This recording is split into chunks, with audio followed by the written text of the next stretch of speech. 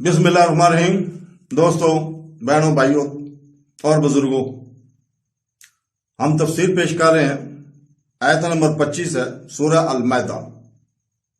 इसकी तलावत सुबह हो चुकी है उर्दू और इंग्लिश तर्जमा के साथ। अब हम इसकी तफसीर पेश कर रहे हैं।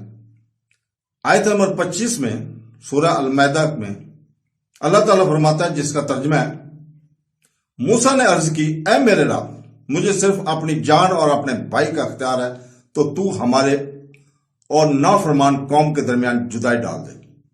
हजरत मूसा अलैहिस्सलाम ने अपनी कौम के जवाब से गमजदा होकर अल्लाह ताला की बारगाह में अर्ज की कि मौला, मुझे सिर्फ अपनी जान, अपने भाई हारून का अख्तियार है, तो तू हमारे और नाफरमान कौम के दरमियान जुदाई डाल दे और हमें इनकी सोबत और कुर्ब से बचा, और यह कि हमारे और उनके दरमियान फैसला फरमा दे।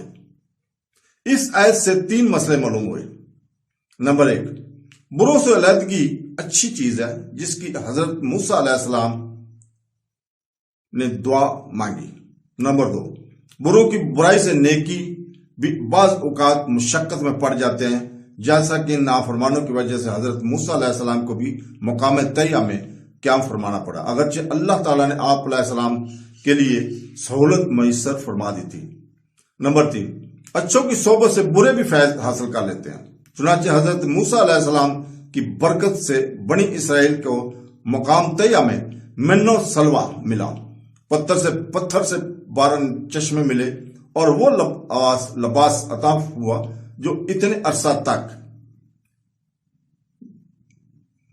मैला ना हुआ। तो दोस्तों, अल्लाह ताला से दुआ है हमें कुरान पाक पढ़ने, सुनने, तफसीर पढ़ने और इसको समझने की तौफीक अता फरमाए। आमीन सुम आमीन। अल्लाह हाफ़िज़।